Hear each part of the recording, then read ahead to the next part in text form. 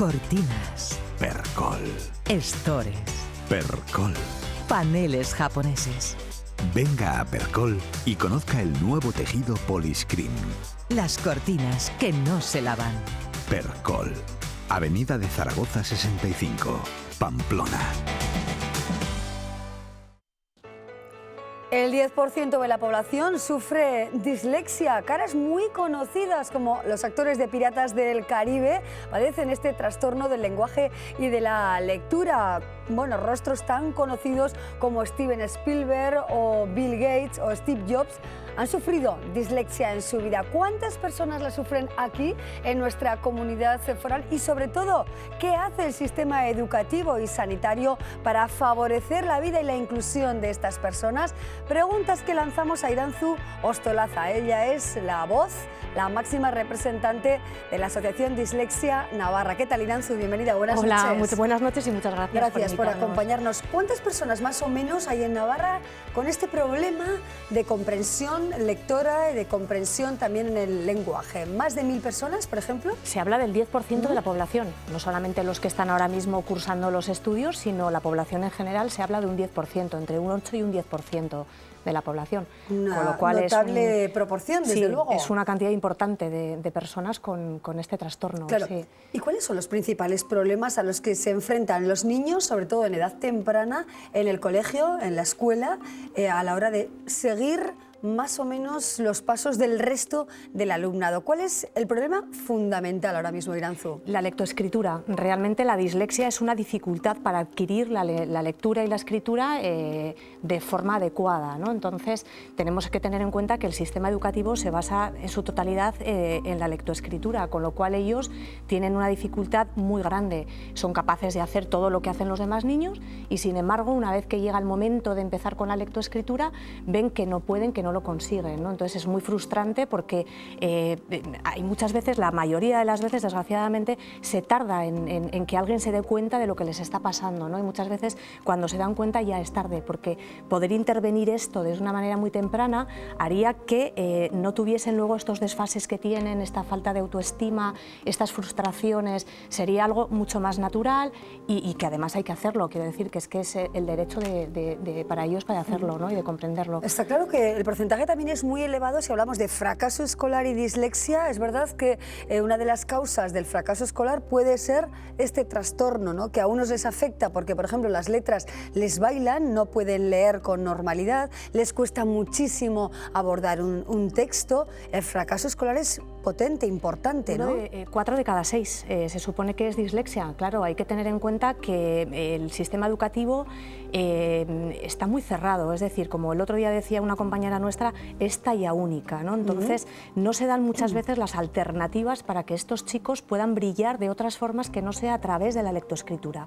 Hay 1000 maneras, se les pueden hacer los exámenes orales y hay cosas que se encorsetan demasiado, ¿no? Entonces, para ellos, todos los días ir al colegio, hacer una tarea que te cuesta tantísimo trabajo, es muy complicado, ¿no? Es muy fácil tirar la toalla. Claro. ¿Y de qué depende, Irantzu, sobre todo, ¿no? Que no sea talla única el sistema educativo? Vosotros y vosotras desde la asociación estáis luchando por ello, porque haya un tallaje, podríamos decirlo, ¿no? Como en la ropa. Pero ¿a quién corresponde verdaderamente adaptar e incluir a los niños y niñas con dislexia en una clase con absoluta normalidad? ¿De quién depende y, sobre todo, a quién miramos directamente? Mira, deberíamos de mirar a muchos frentes, es decir, deberíamos mirar a las administraciones, deberíamos mirar a los centros, cómo se plantean ellos, cómo es su colegio, cómo es su centro, equiparándolo a la inclusión. Es decir, estamos en un colegio que es inclusivo, estamos en un centro que es inclusivo, la mayoría de las veces no, es decir, por 1000 motivos. No quiero culpar a nadie especialmente, pero hay que dar una vuelta de tuerca a todo y ver que el sistema, por ejemplo, para evaluar a estos estudiantes no solamente tiene que ser a través de un examen a través de la lectoescritura, puede ser una exposición oral, unos trabajos, pueden ser unos cuadernos de ejercicios. O sea, hay 1000 formas de evaluar que puramente lo que nosotros conocemos como siempre como un trabajo, o sea, un examen a través de la lectoescritura. ¿Por qué? Porque es donde ellos tienen dificultad. A nadie se le ocurriría examinar, por ejemplo, a una persona tartamuda o muda de forma oral. ¿no? A nadie se le ocurriría quitar a unos niños las gafas en el aula para que vieran como todo el mundo, para que todo el mundo lo hiciéramos igual. O sea, hay ciertas cosas que a todo el mundo, porque es sentido común, ni se nos pasa por la imaginación, ¿no? O sea, cada uno tiene lo que necesita. Las adaptaciones de acceso, que es lo que nosotros reivindicamos y seguiremos reivindicando siempre, están muy bien porque son además una necesidad, no son ni un privilegio ni es algo que se nos ha ocurrido a nosotros, es una obligación, no es a disposición del profesorado, sino a necesidad del alumno. Y esos alumnos lo necesitan tanto como un miope necesita las gafas para leer. Claro. Irancio, ¿se lo habéis planteado al consejero de Educación, Carlos Gimeno? Sí, de hecho, el consejero de Educación está de acuerdo totalmente en lo que comentamos, se está trabajando en ello, se está haciendo un protocolo, se está intentando, y además lo hemos hablado con él, tanto como con gente de su departamento que lleva el tema, y sí que están de acuerdo que evidentemente no hay absolutamente ningún problema en poder evaluar a un niño que tiene estas dificultades y cualquier otro, vamos, porque no todo el mundo funcionamos igual, no todos aprendemos igual, cada uno aprende como aprende. ¿Y los profesores veis que están en general involucrados? Sé que os estáis acercando a las diferentes aulas, planteándolo en el cuerpo de profesores de muchos centros. ¿Qué grado de, bueno, pues, compromiso, ¿no?, tienen los profesores en Navarra? No sabría decir un porcentaje, lo que sí tenemos es profesores que quizá no tengan la formación para trabajar con ellos, pero sí están abiertos y sí te escuchan y sí te acogen y dicen, bueno, pues vamos a probar, vamos a intentar hacer esto, lo otro, están en un constante contacto con nosotros y eso se agradece muchísimo porque la educación no solamente afecta al niño, al profesor o a la familia, tienen que estar las tres patas unidas y tenemos que remar todos en la misma dirección. ¿Cuál es la diferencia entre profesores que tenemos, que se involucran y que lo entienden y que tienen una empatía y los que no tienen? Pues es muy fácil, el éxito o el fracaso de ese alumno. Efectivamente, algo que es determinante también para un profesor vocacional, ¿no?, que ama su profesión o que al menos la ejerce con... Y parece duro decirlo, pero bueno, es que es así. O sea, nosotros tenemos en la asociación niños que están incluso con ansiolíticos para ir al centro, pues porque se les obligan a hacer cosas que no son capaces de hacerlas por ese método, pero sí por otros métodos, ¿no? Y es un muro con el que te encuentras y es un no. Por ejemplo, tenemos niños con discalculia a los que se les niega una calculadora. Tenemos niños que no son capaces de aprenderse las tablas de multiplicar y se les obliga o no se les permite llevar unas tablas de multiplicar. Pero eso parece de la escuela de hace ya como muchas décadas, ¿no? Pues parece algo seguimos igual, que se ha quedado en los ancestros. Sí, por ejemplo, las faltas de ortografía también es un caballo de batalla muy importante para los disléxicos, ¿no? ¿Qué pedís en este sentido? Que no se penalicen, que no se penalicen. Porque cometen muchas faltas, ¿no? Claro, las faltas de ortografía ellos no tienen las palabras automatizadas como los tenemos los demás. Se pueden aprender, pueden saber perfectamente las reglas ortográficas y luego no saber aplicarlas. Pero no es que no sepan aplicarlas, sino que no lo tienen automatizado, ellos no ven. Ellos están, como si dijéramos, continuamente descodificando. Si nosotros le hacemos un dictado y le decimos vaca, vaca suena igual con B que con V. Ellos no discriminan por qué tiene que ir con B o por qué tiene que ir con V. Esto hay cosas que muchas veces no se entienden, ¿no? Y se hacen muchas veces actividades o penalizaciones con ellos que son penosas, quiero decir. Le haces un dictado a un niño que tiene una disortografía y cada falta de ortografía que tiene la tiene que copiar 10 veces. ¿Dónde y quién ha dicho que eso sirva para mejorar la ortografía? Claro. Un corrector ortográfico, un ordenador con corrector ortográfico. Vivimos en la era de la tecnología, es lo que van a usar ellos. ¿A quién miráis? ¿En qué comunidad están trabajando mejor que nosotros? ¿Qué país es puntero en este sentido, Iranzu?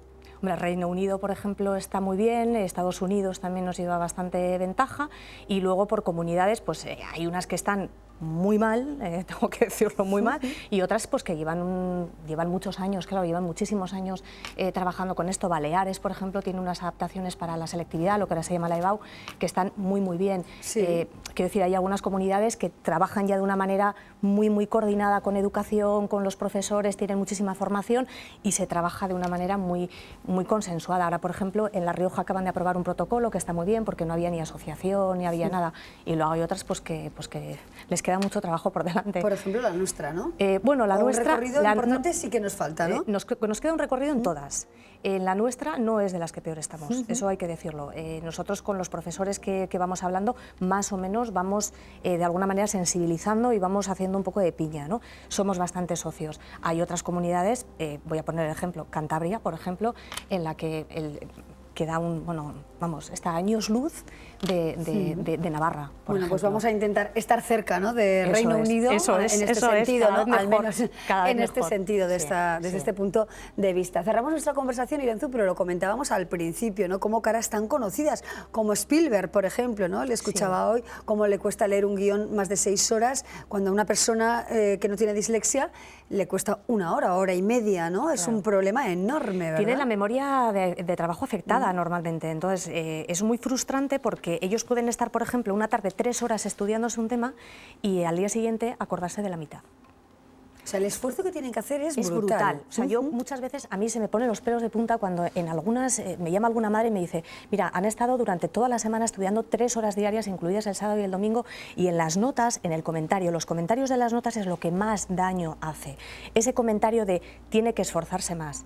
Pero ¿cómo sabemos lo que se ha esforzado? Se está esforzando diariamente el triple que sus compañeros. Claro, el apoyo psicológico entiendo que será muy importante, sobre todo para favorecer la autoestima de estos niños y niñas. Pues una inmensa mayoría acuden al psicólogo, por supuesto a logopedia también. Es un gasto impresionante que no cubre la seguridad social y que muchos padres no pueden permitírselo. Con lo cual, si los que tienen hijos y se lo pueden permitir, vamos como vamos, imagínate un niño que no tiene acceso a la rehabilitación, la reeducación, perdón, no tiene acceso a la reeducación. Está abocado al fracaso. Está claro, que conoces muy bien, ¿verdad? Porque tu hijo a los 4 años ya encontrasteis que le bailaban las letras y que algo estaba sucediendo. Nosotros tuvimos la suerte de tener un profesor que estaba formado, era logopeda, y fue el primero que dio la voz de alarma y que nosotros ya veíamos dificultades, teníamos mucha relación con él, mucho contacto, ¿no?, en el colegio, y nos dijo que podíamos estar frente a una dificultad de aprendizaje y así fue. Y entonces lo cogimos de una manera muy temprana, con lo cual es que, o sea, cogiendo a unos niños de una manera tan temprana, claro, la proyección es mucho mejor, es buenísima, ¿no? ¿no? O sea, obviamente, no tiene nada que ver. El problema quizá puede estar si no se diagnostica a tiempo, ¿no? Falta esa porque información, ellos además ¿no?, se autodiagnostican, es decir, cuando el diagnóstico no llega a tiempo, ellos no son tontos, son unos niños muy listos, no afecta para nada la inteligencia y muchos están por encima de la media, con lo cual si yo hago todo como los demás menos leer y escribir, es muy fácil, soy tonto. Tomamos muy buena nota, desde luego, de estas reivindicaciones, de estos planteamientos que nos deja en el programa Iranzu Ostolaza. Desde luego son muchas las familias que lo están sufriendo, así que esperemos se tomen cartas en el asunto y se ponga en primera línea informativa también este tema, ¿no?, relacionado con la dislexia. Muchísimas gracias por venir al programa, Iranzu, y suerte en vuestras reivindicaciones. Hasta pronto. Bueno, cerramos aquí nuestro apartado de salud y enseguida vamos con otros contenidos en La Muga. Percol. Cortinas. Percol. Estores. Percol. Paneles japoneses. Venga a Percol y conozca el nuevo tejido Poliscreen.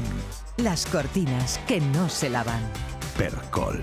Avenida de Zaragoza 65, Pamplona. Seguimos adelante y lo hacemos con el reportaje de la semana. Ya saben ustedes que en La Muga nos gusta encontrar las bonitas imágenes que nos deja la ciudad, nuestra capital Navarra, la Pamplona de hoy y la de ayer, motivo de nuestro reportaje de hoy con la firma de nuestro compañero Borja Lezaun y también de Imanol Martínez. Trujal Mendía de Arróniz desde 1992. Aceite procedente íntegramente de olivos de Navarra, el trujal más representativo de la comunidad foral. La tradición en aceite de oliva virgen en Navarra tiene un nombre, Trujal Mendía, el auténtico sabor de nuestra tierra. Cada día cientos de personas cruzan este puente peatonal del que muchos no sabrán que por este mismo espacio hubo hace un siglo otro puente que cruzaba uno de los míticos trenes que todavía resuenan en nuestra memoria, el Plazaola. Todavía se encuentra la base de uno de sus pilares. Estas piedras de sillar continúan aguantando las aguas de Larga. Hace poco salió a flote la estructura de hierro remachada del antiguo puente. Hoy, este recuerdo de otra época industrial permanece en un solar de propiedad municipal. Este edificio lo ven millones de personas en todo el mundo, gracias a los famosos encierros de San Fermín. Hoy alberga las instalaciones del Departamento de Educación, pero en tiempos fue un hospital militar, cuyo aspecto era muy diferente al moderno de finales de los 80 que lo ocupa hoy.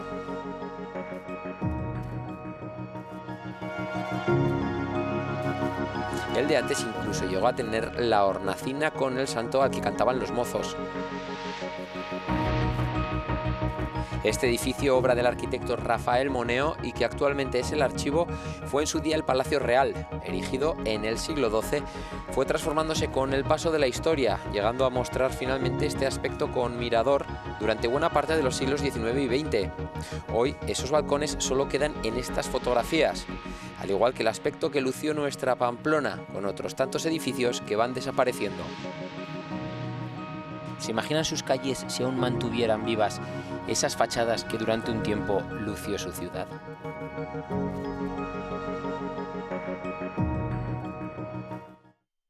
Trujal Mendía de Arróniz desde 1992. Aceite procedente íntegramente de olivos de Navarra, el trujal más representativo de la comunidad foral. La tradición en aceite de oliva virgen en Navarra tiene un nombre: Trujal Mendía, el auténtico sabor de nuestra tierra. La ecofeminista María Pazos nos acompaña hoy, es autora, entre otras cuestiones, de Contra el patriarcado, economía feminista, un libro editado por la editorial navarra Catacrac. María nos acompaña hoy para hablarnos de cómo afecta el cambio climático, si hay perspectiva de género en todo lo que concierne al cambio climático en el que nos encontramos inmersas. María Pazos, ¿qué tal? Bienvenida, buenas noches. Hola, Amaya, muchas gracias. Gracias por estar con nosotros. ¿Afecta verdaderamente más a las mujeres, a los colectivos vulnerables, el cambio climático, más que a los hombres o a otros colectivos quizá con mayor poder? Evidentemente, el cambio climático afecta más a la gente más vulnerable, como dices, y las mujeres, pues las mujeres son más pobres, las mujeres tienen una posición de subordinación en la sociedad, están siempre las más afectadas por ejemplo, por las inundaciones, por los fenómenos meteorológicos extremos, por la escasez de comida. En los procesos migratorios sabemos ya que a las mujeres las violan sistemáticamente. Y así, bueno, en muchísimos aspectos las mujeres estamos más afectadas, también estamos más preocupadas, y estamos más preparadas y sin embargo no estamos en los lugares de decisión, que ese es el problema. La conferencia sobre el cambio climático de París en 2015 ya nos hablaba y dejaba constancia de que el cambio climático es un problema de toda la humanidad. Y no sé si lo tenemos absolutamente interiorizado o lo tienen quienes nos representan. El problema es que no lo tienen quienes nos representan. El problema es que no nos dicen la verdad. La ciencia unánimemente, bueno, prácticamente unánimemente nos está diciendo que no podemos de ninguna manera sobrepasar 1,5 grados más que en la era preindustrial. Ya llevamos 1 grado, nos queda medio. Y por encima de 1,5 grados más, la existencia humana se ve comprometida. Esto lo dice el IPCC, vamos, no es ningún análisis solamente individual. Y sin embargo, las emisiones siguen creciendo. Hemos crecido el año pasado de 2,5 a 2,7% las emisiones. No nos dicen la verdad de que estamos al borde del cambio climático abrupto y por tanto, para empezar, eso confunde a la gente. Yo creo que la gente va por delante, pero lo que pasa es que estamos en el business as usual, seguir con todo como de costumbre, y lo que se ponen son medidas muy marginales, ¿no? ¿Por qué las mujeres somos más sostenibles o de alguna manera tenemos una mayor sensibilidad ambiental y cómo también se debe tener en cuenta, ¿no?, esa mayor sensibilidad, sostenibilidad y, bueno, de alguna manera, en este caso, ¿no?, las mujeres como ejemplo en esta clave en favor del medio ambiente? ¿Por qué somos así en este caso, ¿no? ¿Cuál es el diagnóstico, María? Pues porque estamos en un sistema que ha favorecido la construcción del hombre conquistador, el hombre que conquista la naturaleza, que por supuesto es algo separado, que conquista a los esclavos, que conquista a las mujeres también, ¿no?, y que domina. Y el hombre tiene que dominar una naturaleza que además no se le ven los límites, como si fuera infinita, ¿no? Esto es así, es lo que se llama el hombre económico, que no responde a toda la humanidad, porque las mujeres hemos estado fuera de esto y las mujeres se nos ha considerado parte de la naturaleza, y de hecho lo somos, pero ellos también y no lo saben. Ellos están en la tecnología y a nosotras se nos ha reservado todas las actividades que tienen más que ver con la vida. Hemos estado marginadas por ello, porque hemos estado fuera de los ámbitos de poder y lo hemos hecho en condiciones muy precarias, pero también eso nos ha dado más contacto con la realidad y por eso estamos más preparadas. Fíjate, una cosa nada más, se tienen que perder muchos empleos en sectores contaminantes. Pues los sectores contaminantes son más bien empleo masculino y también responden a valores masculinos, como por ejemplo el automóvil. El automóvil de lujo, concretamente, es un valor masculino. Sin embargo, las mujeres utilizamos más el transporte público. Claro, ¿qué posibilidades hay de revertir esta situación? Que no es fácil, la reversión, sin duda, pero ¿qué pasos crees que podrían darse de alguna manera para mejorar, ¿no?, la calidad de nuestra forma de vivir, ¿no? Tú has estado además en la red de Mujeres Activas por el Clima, Sí. Recientemente vienes de allí, además, ¿no? Sí. Bueno, ¿qué mensajes hemos encontrado en este sentido? Yo creo que la clave está en las políticas públicas, porque aunque podemos cambiar individualmente y además podemos crear una masa crítica que exija un cambio, y eso es fundamental, no vamos a cambiar extensivamente si no hay unas políticas públicas que lo favorezcan. Entonces, todas esas reconversiones de eliminar los sectores contaminantes y potenciar los sectores no contaminantes, Por ejemplo, la tienen agricultura que, ecológica podría por ser, ejemplo, ¿no? la agricultura ecológica, por ejemplo, todo lo que tiene que ver con los cuidados, que es fundamental. Los cuidados tienen que cumplir un papel crucial, porque los cuidados son verdes. Los cuidados no contaminan. Un sistema público de cuidados, que es una inversión pública muy fuerte, pero que soluciona las necesidades de la gente, son empleos verdes, son empleos no deslocalizables, son empleos de utilidad social, y todo eso hay que potenciarlo, y para eso hay que también cambiar la mentalidad. Y empleos todo va junto. imprescindibles, ¿no?, en este Empleos caso. absolutamente imprescindibles, y cuando digo, es que todos son... Curiosamente, son mayormente femeninos, porque no solo son los cuidados, es la sanidad, es la educación, es la cultura, es el ocio saludable. Todo esto que tenemos que vivir de otra manera, tenemos que dar el salto a otra civilización, porque esta que hay aquí tenemos que desmontarla. O la desmontamos o se va a caer ella de la forma más estrepitosa y con el mayor sufrimiento de gente. Claro, miremos Navarra, por ejemplo, ¿no? María, tú que hoy tienes la oportunidad, tenemos nosotras la oportunidad de contar contigo. ¿Cómo ves Navarra en este sentido? Una pequeña comunidad en un marco más amplio. ¿Qué podemos hacer aquí en Navarra? ¿En qué términos podemos movilizarnos en favor de esta acción y de esta cultura verde? Bueno, yo ya se lo he dicho a la consejera de Medio Ambiente hoy. Digo, nada, sois 600.000, esto es muy fácil de arreglar. Pero bueno, estaba bromeando. Yo creo que el cambio tiene que ser a nivel global y cada cual tendrá que poner su grano de arena y tendrá que hacer lo que pueda, pero no podemos creer que esto es ni individual, ni gradual, ni a largo plazo, ni local. Esto es a nivel global, inmediato y monumental. Claro. Ahora ¿no? mismo, María, ¿qué está aportando el ecofeminismo, ¿no?, a nivel internacional, mundial y del planeta, ¿no? ¿Qué está aportando? Yo creo que está aportando muchas cosas. Está, por ejemplo, haciendo ver que este sistema no nos va, no funciona y que hay que cambiarlo. Porque las bases están fuera de la realidad, porque no nos podemos centrar en una economía que consiste en que hay que crecer indefinidamente y que tenemos algo que es el Producto Interior Bruto que está sacralizado. Entonces tenemos que pasar de una economía, en vez de una economía donde hay que crecer, progresemos o no, hay que pasar a una economía donde tenemos que progresar, crezcamos o no. Y una economía donde la finalidad no sea la productividad, el Producto Interior Bruto, el crecimiento económico, sino que sea el bienestar común. La vida real, en definitiva. Efectivamente, la vida real. Es lo que las feministas hemos dicho de hace mucho tiempo, que es poner la vida en el centro. Poner la vida en el centro de verdad y poner toda la economía a funcionar para que esto se realice.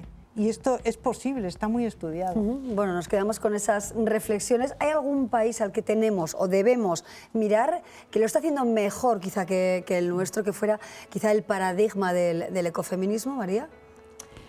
Del ecofeminismo en este momento yo creo que no tanto. Tenemos países que lo tienen más fácil, por ejemplo los países nórdicos. El papel del Estado es más importante y está más enfocado al bien común. Tenemos un estado del bienestar más avanzado. Tenemos luego países como el Reino Unido, donde sí tenemos a una población muy consciente que se está rebelando ahora mismo. No sé si se ha dicho mucho por aquí, pero Londres ha estado paralizada 2 semanas desde el 7 de octubre en adelante. Y creo que de cada sitio tenemos que recoger lo necesario para formar una gran comunidad mundial que verdaderamente exija a los poderes públicos este salto y luego unos poderes públicos que lo den, claro. Pues nos quedamos con estas reflexiones importantes, desde luego, para la vida de todos, para nuestra vida en definitiva, ¿no? Porque si no, veremos a ver qué pasa con este planeta con el que estamos conviviendo pues de una forma muchas veces muy negativa. María Pazos, muchísimas gracias por venir a La Muga, un placer conocerte. Muchas gracias. Y gracias por ese trabajo que desarrollas tan importante. Venga, gracias, es que ricasco. Sí, es que ricasco. Bueno, nosotros seguimos adelante y lo hacemos con el momento cultural del día. El microcrédito que Sonia concedió a Marcos ayudó a dar luz verde a su tienda, iluminada con la energía verde que produce el proyecto de Eva. Aunque para energía la de Laura, que enseña a Luis que nuestras acciones generan un efecto positivo en las personas. Y eso es hacer una banca socialmente responsable. CaixaBank. Escuchar, hablar, hacer.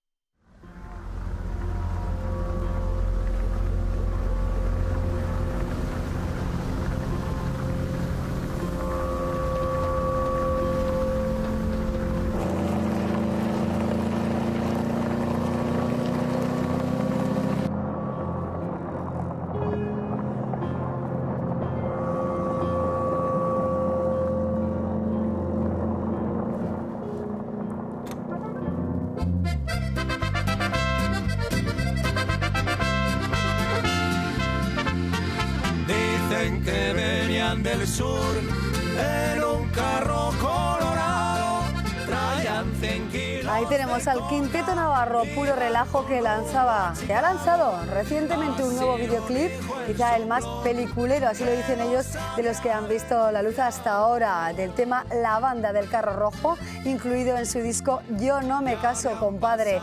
Grabado por Rodamos Films en las Bardenas Reales de Navarra, este videoclip, que cuenta con un importante desarrollo de producción y postproducción, narra esta mítica historia que popularizaron los Tigres del Norte.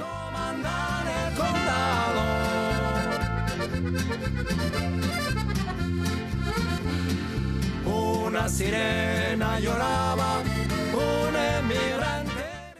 El microcrédito que Sonia concedió a Marcos ayudó a dar luz verde a su tienda, iluminada con la energía verde que produce el proyecto de Eva.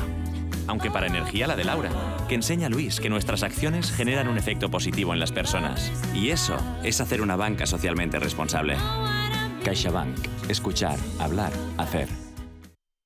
Nos vamos, como todos los días, agradeciéndoles su compañía y su atención. Ojalá les haya gustado el programa de hoy, en el que hemos tenido diversos temas: política con Yone Belarra, también cambio climático con María Pazos, y hemos hablado de la dislexia con Iranzu Ostolaza. Nos vamos con una frase que sirve de rúbrica para nuestra Muga de hoy, agradeciéndoles, como siempre, su confianza. Y nos quedamos con esa frase del actor Leonardo DiCaprio, que es uno de los activistas del cambio climático. ¿Qué les parece? Volvemos mañana. Adiós.